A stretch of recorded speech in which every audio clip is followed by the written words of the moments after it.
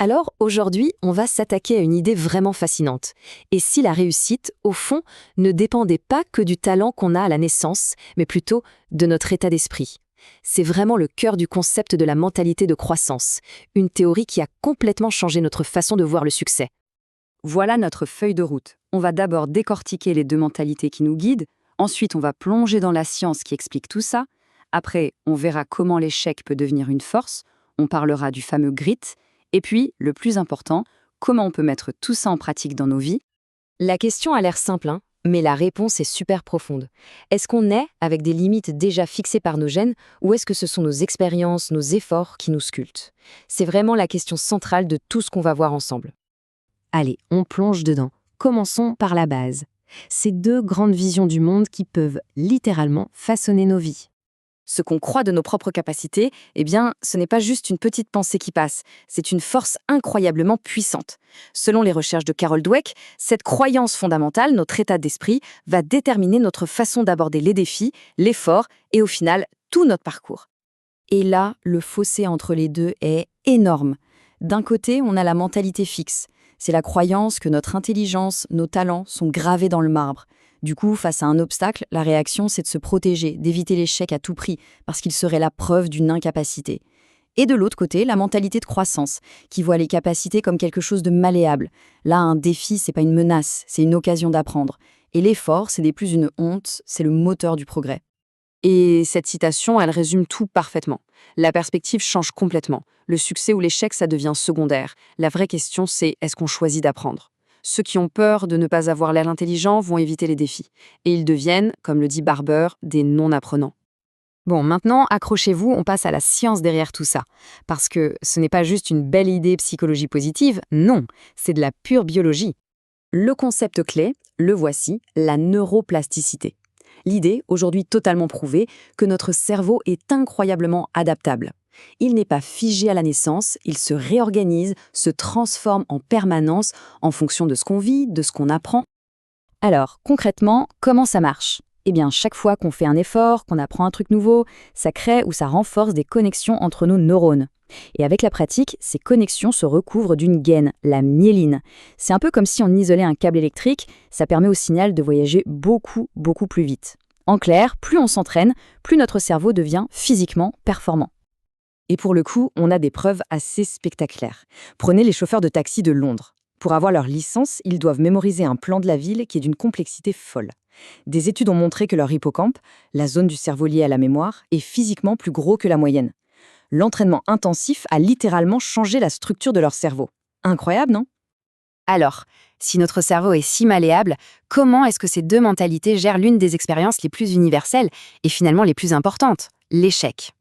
Pour quelqu'un avec une mentalité fixe, un échec, ce n'est pas juste un événement. C'est une sentence. C'est un jugement final.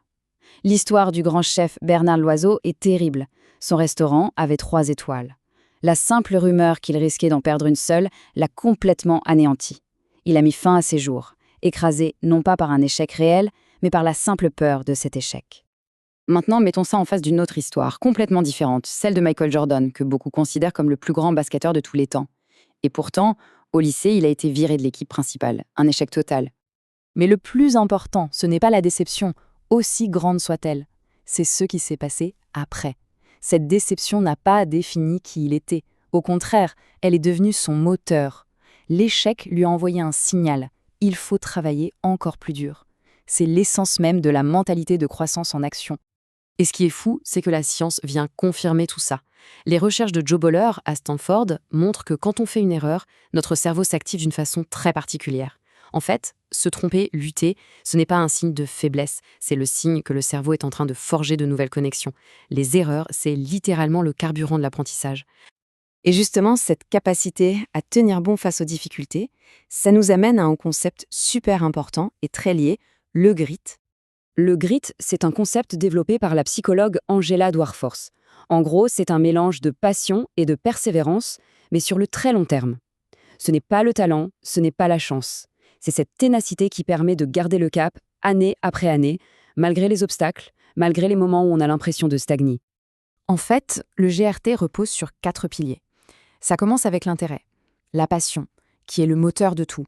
Ensuite, il y a la pratique, l'engagement de tous les jours pour devenir meilleur. Le troisième, c'est le but, sentir que ce qu'on fait a un sens.